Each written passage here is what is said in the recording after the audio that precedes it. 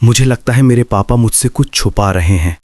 हर सुबह जब मैं नीचे जाती हूँ, मैं उन्हें बहुत जोर से हाथ धोते हुए देखती हूँ, जैसे अपने हाथों को साफ करने की पूरी कोशिश कर रहे हों। मेरे पापा और मैं काफ़ी क्लोज हैं। मेरे ज़्यादा दोस्त नहीं हैं। हम पहले शहर में रहते थे, लेकिन मम्मी की डेथ के बाद हमारी ज़िंदगी पूरी तरह बदल गई। इस हादसे को भूलने के लिए मैंने काफ़ी सोशलाइज किया, लेकिन जिन जिन लोगों को मैंने अपना दोस्त बनाया वो या तो गायब हो गए या फिर रहस्यमयी तरीके से मरे हुए मिले। उसके बाद पापा ने शहर की सरहद पर यह घर खरीदा। तब से बस हम दोनों ही यहाँ रहते हैं। मुझे इस अकेलेपन की आदत हो गई है, क्योंकि जब भी मैं किसी से बात करने की कोशिश करती हूँ, पापा को पसंद नहीं आता। उन्होंने मुझे एक बार वार्निंग भी दी थी, अगर मैंने किसी से दोस्ती करने की कोशिश की तो वो मुझे मेरे रूम में बंद कर देंगे। यकीन करो, मेरे पापा एक अच्छे इंसान हैं। वो बस चाहते हैं कि मुझे कोई तकलीफ ना हो। वो मेरी बहुत ज़्यादा केयर करते हैं और अपनी प्यारी बेटी को खोना नहीं चाहते। लेकिन जैसे जैसे वक्त गुजरता जा रहा है, मेरी फीलिंग कह रही है कि वो मुझसे कुछ ज़रूर छुपा रहे हैं।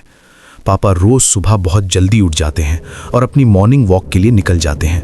उन्हें नेचर पसंद है और वो लगभग 1 घंटा वॉक करते हैं। मैं उस वक्त सो रही होती हूँ। मैं तब उठती हूँ जब पापा वॉक से वापस आते हैं। वो घर आते ही सीधा किचन सिंक पर जाकर अपने हाथ धोने लग जाते हैं। ये उनकी आदत है और मुझे पहले कभी अजीब नहीं लगा, लेकिन आज मैंने उनके हाथों पर लाल धब्बे देखे। पता नहीं क्यों मुझे लगा जैसे उनके हाथों पर खून लगा हो। यहीं से मेरे मन में शक पैदा होने लगा। मैं उनसे पूछना चाहती थी, लेकिन मुझ में हिम्मत नहीं थी। हाथ धोने के बाद उन्होंने बहुत टेस्टी ब्रेकफास्ट बनाया। वो ऐसे बिहेव कर रहे थे जैसे कुछ हुआ ही ना हो, पर मुझे लगता है कि वो मॉर्निंग वॉक के नाम पर कुछ घिनौना काम कर रहे हैं। उस शाम मेरा शक और भी गहरा हो गया। मैं पापा के साथ लिविंग रूम में बैठकर टीवी देख रही थी जब न्यूज़ आई। एक ट्रक ड्राइवर जंगल के पास मरा हुआ मिला था। पुलिस को शक था कि उसकी बहुत बुरी तरह से हत्या की गई थी। किसी ने उसे चाकू से मारा था और फिर उसकी आंखें निकाल ली थीं। उसका ट्रक हाईवे के पास जंगल में मिला था। फोरेंसिक रिपोर्ट के मुताबिक उसकी डेथ सुबह 4 से 5 बजे के बीच हुई थी। न्यूज़ खत्म होने से पहले ही पापा ने चैनल चेंज कर दिया। वो बहुत रेस्टलेस लग रहे थे। मुझे उनसे डर लगने लगा। अगली सुबह पापा मॉर्निंग वॉक पर नहीं गए। पूरे एरिया में पुलिस की गाड़ियों के सायरन बज रहे थे। उस दिन मैंने पापा का सामना करने का फैसला किया। पापा, आज आप मॉर्निंग वॉक पर नहीं गए? उन्होंने कहा, क्यों? तुम्हें क्या लेना देना? जाकर नाश्ता करो। मैंने कहा, मुझे कुछ अजीब लग रहा है। आप कभी वॉक मिस नहीं करते।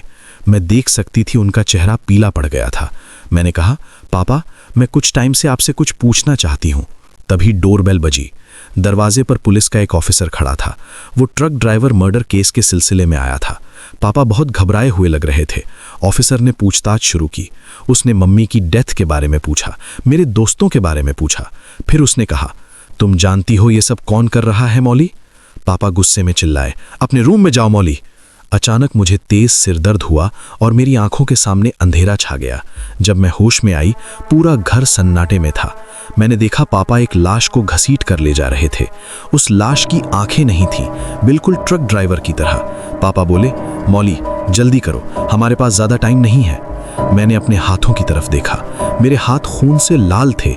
मेरी मुट्ठी में कुछ था। जब मैंने मुट्ठी खोली तो मैंने देखा कि मेरे हाथों में क्या था, और तब मैंने खुद से कहा, सब ठीक हो जाएगा मौली।